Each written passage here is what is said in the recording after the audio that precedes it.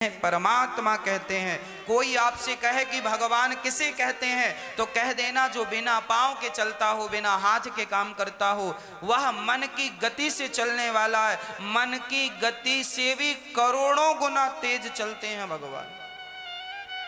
जिनके रोम रोम में ब्रह्मांड लटक रहे हैं वह परमात्मा है। ऐसे भगवान आज गोपियों को समझा रहे हैं। आज भगवान ने गोपियों से कहा कि देवियों, अपने अपने पतियों के घर जाओ, ये तुमने अच्छा नहीं किया। जाओ पति के घर, पति की सेवा करना, सास की सेवा करना, यही तुम्हारा। आज भगवान गोपियों को पातिव्रत धर्म का उपदेश कर रहे हैं। क्या सिखा रहे हैं भगवान? पातिव्रत धर्म। कैसे कैसे पति की सेवा करनी चाहिए। किसी भी हाल में हमें अपने पति का त्याग नहीं करना चाहिए। पति कैसा भी हो, अंधा हो, लंगड़ा हो, बहरा हो, काना हो, है सो है, जैसा है आपका है, बढ़िया है। नारी को कभी भी पति का त्याग नहीं, ऐसा हम नहीं कह रहे हैं, ऐसा भगवान स्वयं कह रहे हैं। क्या कह रहे हैं? दोहसीलो दुर्भगो वृद्धो जड़ो रोग्य धनो पिबा पति स्त्रीभिर्न हातव्यो लोकेप्सो भिरपातकी। पति कैसा भी हो, अंधा हो, लंगड़ा हो, बहरा हो, काना हो, कैसा भी हो, नारी के लिए उसकी पति भगवान है बस। इसलिए हर स्त्री को चाहिए कि वो अपने पति की सेवा करे। हर नारी को चाहिए कि पति को भगवान की दृष्टि से देखे। पति परमात्मा है बस, है ना। जो नारी अपने पति को छोड़कर पर पुरुष के संग रहती है, ऐसी नारी हजारों जन्म तक नरक में जाती है। ऐसी नारी नाली का कीड़ा बन जाती है, जो अपने पति को छोड़कर पर पुरुष से संबंध रखती है। ऐसी नारी कभी भगवान के धाम को नहीं पाती, सदा सदा के लिए नरक में इसका वास होता है। नरक भोगने पड़ते हैं, बड़ी पीड़ा, बड़ा कष्ट से उठाना पड़ता है। इसलिए कभी भी नारी अपने पति का त्याग ना करे।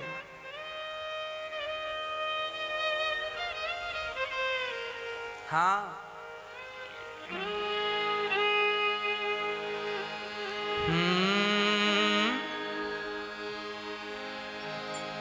बिन परमेश्वर सूना मंदिर, बिंदिया बिना लिलार सूना, पति बिना संसार।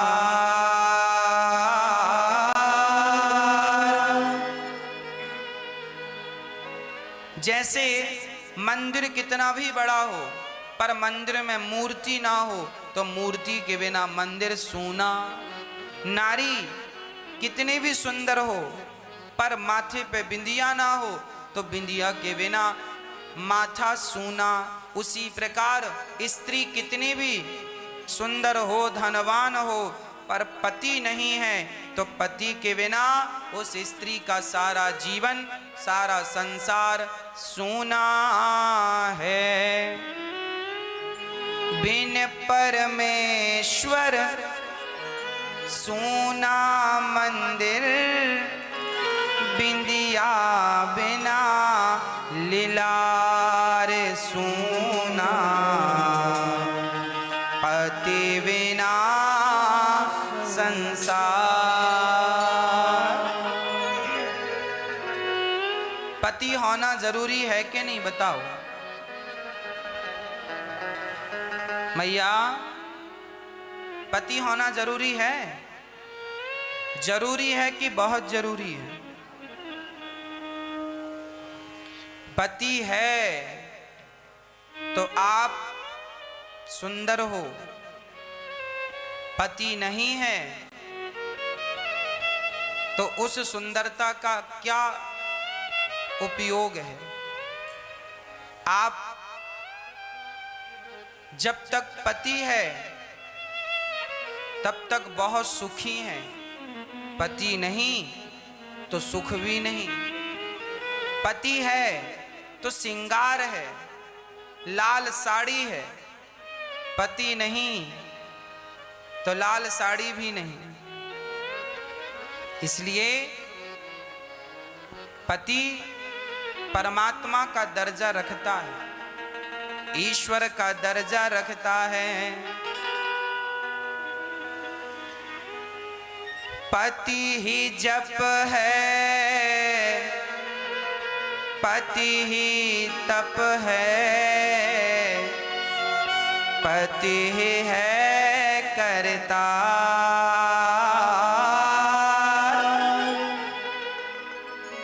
पति से ही पत इस तन की है, पति बिन विपति हजार सूना, पति बिना संसार। पति ही जप है, पति ही तप है, पति ही जप है, पति ही तप है, पति ही है करतार।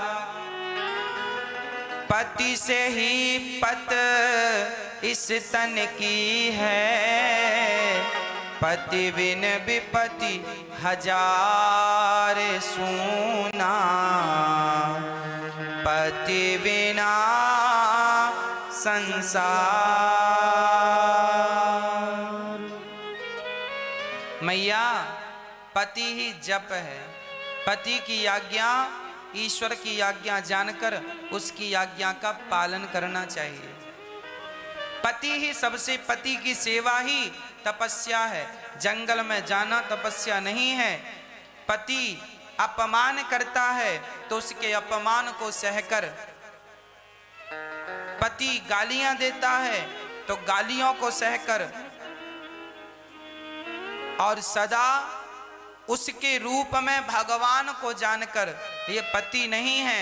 यदि भगवान भक्त के लिए पत्थर से प्रकट हो सकते हैं तो सच्चे भक्त के लिए पति से भगवान क्यों नहीं प्रकट हो सकते? हो सकते हैं। यदि पत्थर से प्रकट हो गया तो इंसान से क्यों नहीं हो सकता? इसलिए पति भगवान है, बस इस भाव से पूजा करते रहो।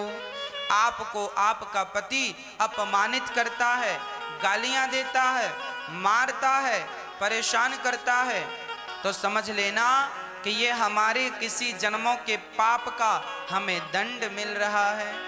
अब क्या करेंगे? भोगना पड़ेगा। एक पति व्रत रहे जगत में, सब व्रत है बेकार। नारी का एक ही व्रत है, दो नहीं होते। स्त्री के कितने व्रत हैं? एक। सोमवार का व्रत नहीं, मंगलवार नहीं, बुधवार नहीं, गुरुवार नहीं, एकादशी नहीं, पूर्णिमा नहीं, अमावस्या नहीं, एक ही व्रत है स्त्री का। कौन सा? एक पति व्रत रहे जगत में, सब व्रत है बेकार। बिन पति व्रत के नारी का तो जीवन है बेकार। सूना पति बिना संसार। एक ही व्रत है, पतिव्रता। माता अनुसुईया पतिव्रता थी, पतिव्रता थी। तो शंकर जी ब्रह्मा विष्णु महेश आए और कहने लगे, परीक्षा लेने आए, बोले सुनो मैया हमें भिक्षा दे दो। अनुसुईया जी ने कहा लो भिक्षा, बढ़िया फल फूल ले लो। उन्होंने कहा ना, हम ऐसे भिक्षा नहीं लेंगे, आप अपने सारे कपड़े उतार कर भिक्षा दो, निर्वस्त्र होकर भिक्षा दो। माता अनुसुईया समझ गई ये बाबा कोई सामान्य बाबा नहीं है। समझ गई मैया ये ब्रह्मा विष्णु महेश मेरी परीक्षा लेने आए, आओ बेटा आओ। ठीक है, मैया अनुसुईया गई और अपने पति के कमंडल से पानी लिया, हाथ में डाला और कहा, हे प्रभु यदि मैं सच्ची पतिव्रता हूँ, मैंने अपने पति के सिवा स्वप्न में आज तक मैंने पर पुरुष का चिंतन ना किया हो, तो ये तीनों पुरुष बच्चे बन जाएं। डाल दिया, ब्रह्मा विष्णु महेश छोटे छोटे बच्चे बन गए। मैया ने पलना डाला 3 और दूध पिलाया अपना, अब दूध पी और बढ़िया झूला झूलो।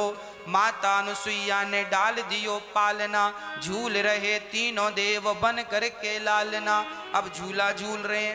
अब 1 साल हो गया, तीनों इनकी पत्नियां रुद्राणी, पार्वती, सरस्वती और महालक्ष्मी बोली हमारे पति कहाँ। तब नारायण नारायण नारद जी आए, बोले आपके पति आजकल बच्चे हो गए हैं, बड़े होंगे, उनका दूसरा विवाह करेंगे, तुम्हारी छुट्टी।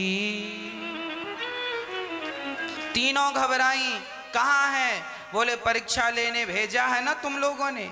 अच्छा, नारद जी कहा करते थे सबसे बड़ी पतिव्रता अनुसुईया जी है।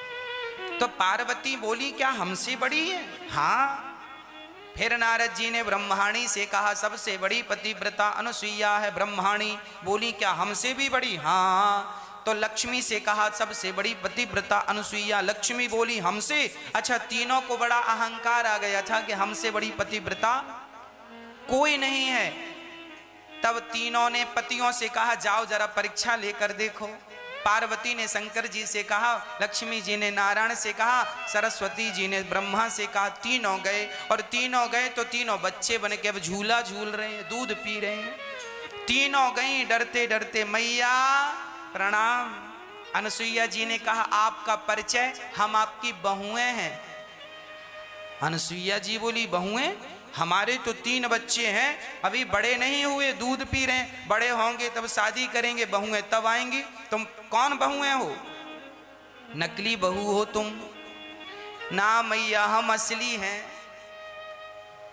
तो ये आपका हाल कैसे हुआ? मैया ये हमारे पति हैं, ये ब्रह्मा जी, ये विष्णु जी, ये शंकर जी, हमारे पति लौटाओ। माता जी को दया आई। माता जी ने कहा ये पड़े हैं तुम्हारे पति, अपना अपना उठाओ और जाओ। अब तीनों ने कहा इतने इतने पतियों का क्या करेंगे? गोद में लिए घूमेंगे पति को। तीनों ने कहा मैया आपने ही बच्चा बनाया है, आप जैसा का तैसा कर दीजिए। मैया ने कहा आप अपने पतियों को नहीं पहचान सकी? कैसी पतिव्रता हो? तो तुरंत पतिव्रता मैं हूं, इसका अहंकार मिट गया। तब से सिद्ध हो गया कि पतिव्रता नारियों में पहली गिनती किसी की है तो धन्य है माता अनुसुईया, जिन्होंने तीनों को बेटा बना दिया।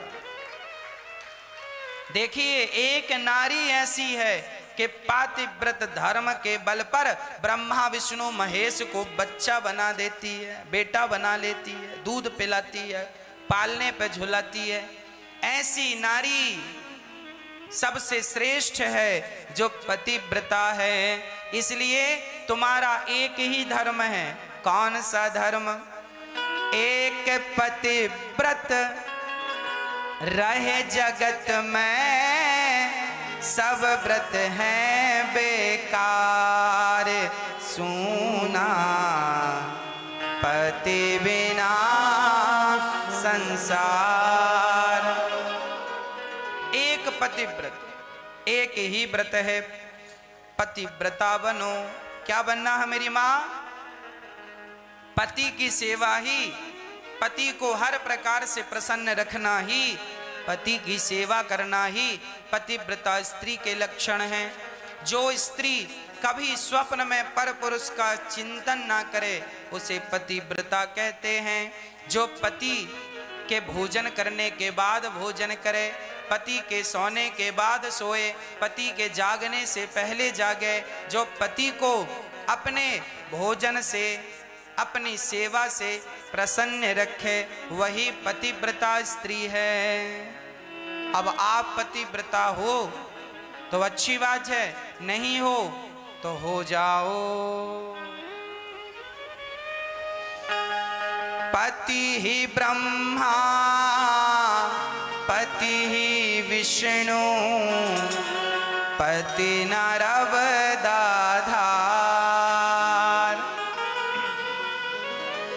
जिस नारी ने पति को पाया उसकी नैया पार सुना।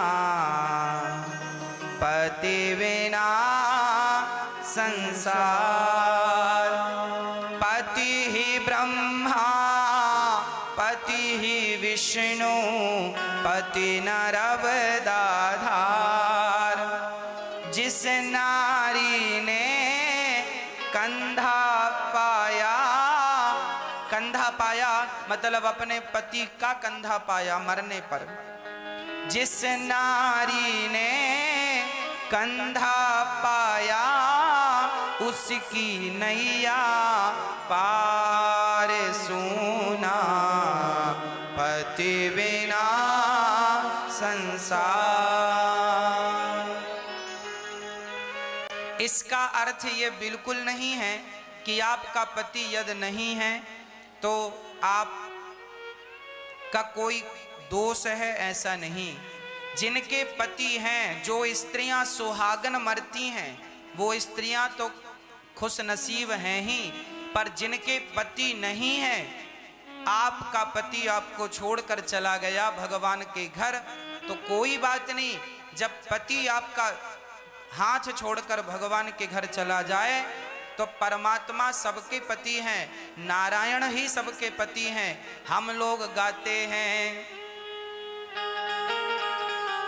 तुम पूर्ण परमा तुम हो एक अगोचर। सबके प्राणपति स्वामी सबके प्राणपति। किस विध मिला हूँ दया मैं तुमको मैं कुमति। ओम जय जगदीश हरे। जगत के ईश ही जगदीश हैं, अर्थात नारायण।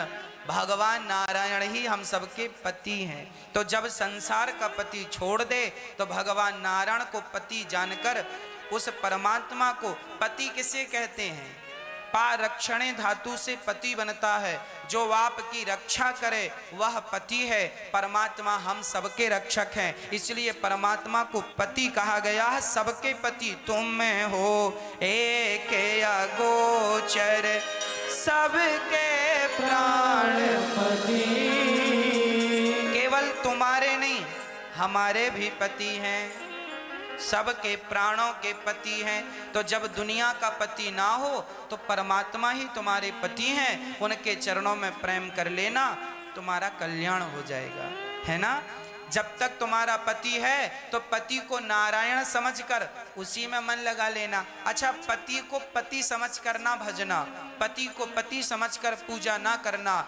अरे पति की पूजा का फल क्या है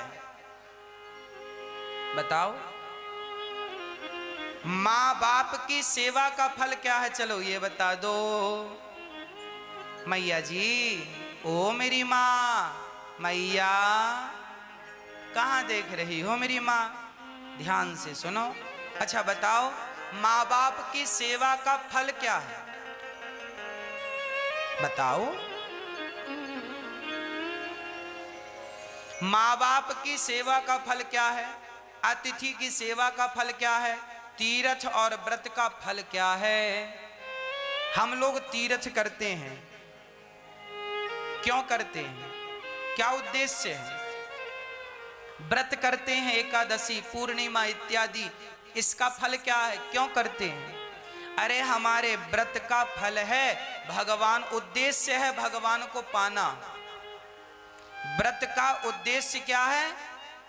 भगवान को पाना।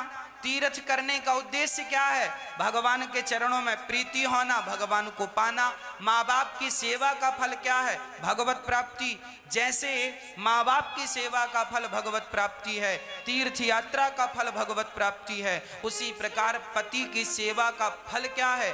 पति की सेवा आप अच्छे से करोगे तो आपको बिना तीर्थ गए भगवान प्राप्त हो जाएंगे, क्योंकि पति की सच्ची सेवा से भगवान मिलते हैं, माँ बाप की सच्ची सेवा से भगवान मिलते हैं, अतिथि की सेवा से भगवान मिलते हैं। तो सबका फल भगवान की प्राप्ति ही तो है।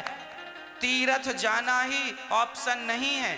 पति के चरणों में प्रेम करना, उसे भगवान समझकर प्रेम करना, यह भी तीर्थ से कम नहीं है। इसलिए हर स्त्री को चाहिए कि पति की सेवा करे। पति भगवान है, दूसरा कोई भगवान नहीं। आप लोग अपने पतियों को भगवान मानती हो कि नहीं मैया? मैया महाराज राक्षस एक नंबर को, आप कह रहे भगवान मानो।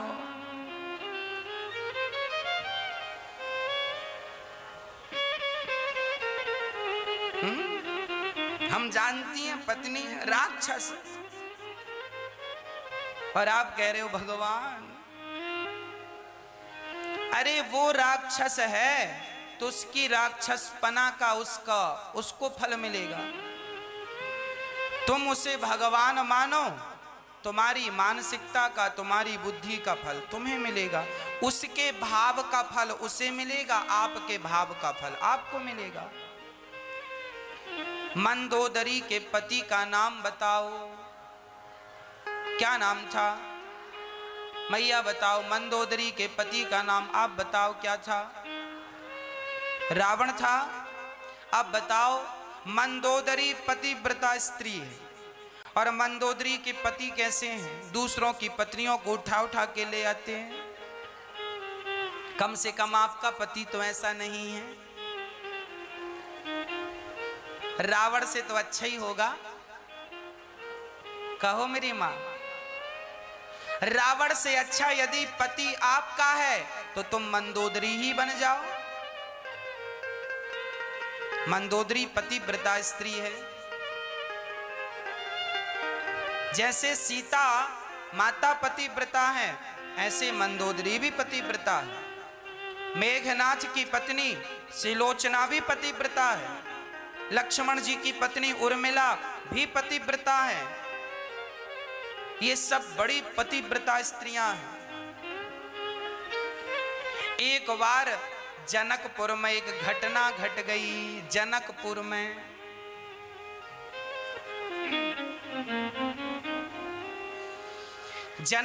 में एक घटना घटी, सुनो। हाँ, राजा जनक बगीचे पे बैठे थे, सत्संग चल रहा था। सत्संग नहीं, नाच गाना। राजा लोग, कभी कभी मन होता है नृत्य का, तो लोग आए थे, भजन सुना रहे थे, लोग नाच रहे थे। तभी एक महात्मा आ गए। महात्मा आए तो राजा जनक ने देखा नहीं। महात्मा को लगा राजा जनक मेरा अपमान कर रहे हैं, मुझे देखकर प्रणाम नहीं किया, बैठे हैं, श्राप दे दिया, जाओ जनक, जिस बगीचे पे तुम बैठे हो ये सारा बगीचा सूख जाए। तुरंत सूख गया। अब राजा जनक को वो बगीचा बड़ा प्रिय था, अच्छे अच्छे वृक्ष थे, सुंदर था। राजा दौड़े दौड़े गए, महात्मा जी बड़ी गलती हुई, ज्यादा शोर शराबा था, हमने आपको देखा नहीं, क्षमा करो, ये जंगल सूख गया है प्रभु, इसे फिर से हरा भरा कर दो। तब उस संत ने कहा कि कोई पतिव्रता स्त्री यदि इस नदी से पानी भरकर कच्चे कच्चे सूत की रस्सी बनाए। कच्चा सूत जानते हैं? कच्चे सूत की रस्सी बनाए और उससे पानी भरे, नदी से कुएं से पानी भरे और पानी भर के निकाले और फिर वो सींचे, तब जाकर के ये हरा भरा होगा। अब सूत कच्चा, उसकी रस्सी कौन बनाए? गांठ ही नहीं लगे, टूट जाए, बड़ा कच्चा होता, कच्चा सूत नाम ही है। अब जनक ने देखा अपनी पत्नी की तरफ, पत्नी ने तुरंत सिर नीचे कर लिया। महाराज हमसे ना कहना, यदि टूट गया तो बदनामी हो जाएगी, लोग यहां तो कन्फर्म हो जाएगा कि ये पतिव्रता नहीं है। जबकि वो बहुत बड़ी पतिव्रता थी, पर फिर भी उन्होंने ये रिस्क लेना ठीक नहीं समझा। सारे जनकपुर में ढिंडोरा पीटा गया। जो पतिव्रता स्त्री कुएं से पानी निकालकर कच्चे सूत की रस्सी बनाकर करेगी, उसको बहुत सारा धन मिलेगा। थी तो लगभग सब पतिव्रता, पर सबको डर लगा, दिल धक धक कर रहा है, यदि टूट गई तो लोग हंसेंगे, लो बड़ी पतिव्रता बनने चली।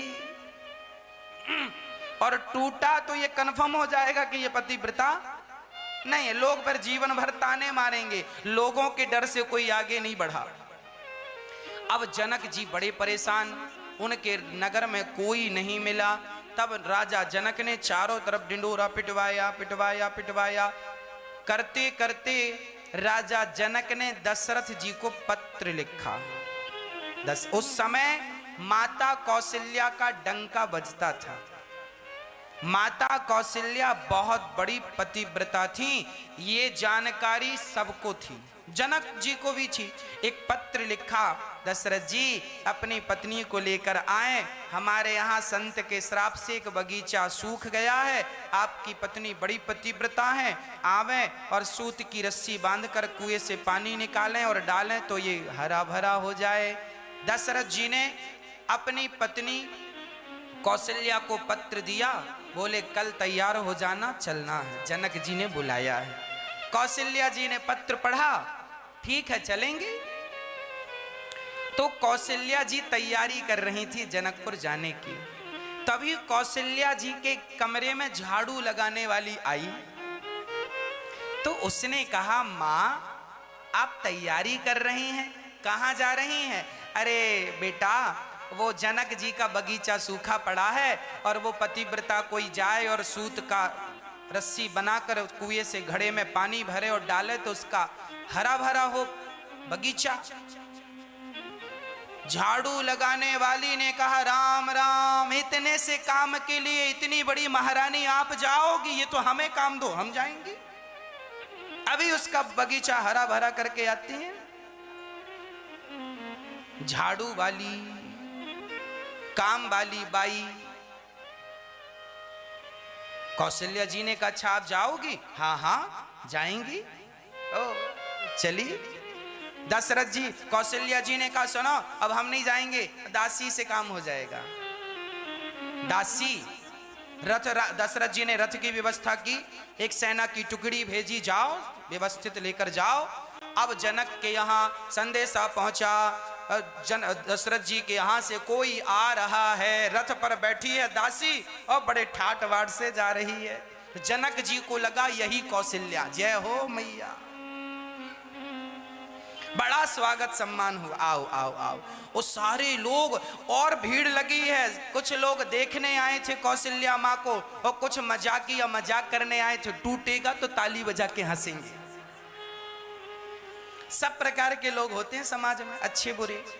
अब भीड़ लग गई और जनक जी ने रथ से स्वागत किया। जनक जी की पत्नी ने हाथ पकड़ के उतारा, कौशल्या जी आपका स्वागत है। उन्होंने कहा, देवी हमें कौशल्या क्यों कहती हो? अरे आप कौशल्या? ना, हम कौशल्या नहीं है, हम तो कौशल्या मैया के कमरे में झाड़ू लगाते हैं। अरे जनक जी ने कहा, आप आई हैं और कौशल्या जी नहीं आई? बोले उनकी जरूरत ही नहीं है, मैं ही सब काम कर दूंगी, बताओ काम क्या है? बोले ये रहा बगीचा सूखा और ये रहा कुआं और ये रहा सूत, ये रही बाल्टी।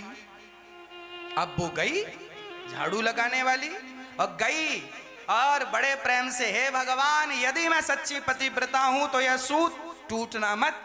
और सूत को पकड़ा, लंबा लंबा किया, कच्चा तो कच्चा सूत था ही, पर उसने जो गांठें लगाई, एक दो बाल्टी में बांधी और बाल्टी डाली, और बाल्टी डाली, बाल्टी चली गई। सब देखते रह गए, आंख किसी ने पलक नहीं झपकाई, और सब देखते रह गए। और वो दासी भगवान राम का चिंतन करती जा रही है, हे प्रभु मेरे पातिव्रत धर्म की रक्षा आप करना। वो बाल्टी खींचती जा रही है, बाल्टी खींची, भर के आई, और बाल्टी के पानी का सब जगह सिंचन किया। देखते देखते सारा बगीचा हरा भरा हो गया।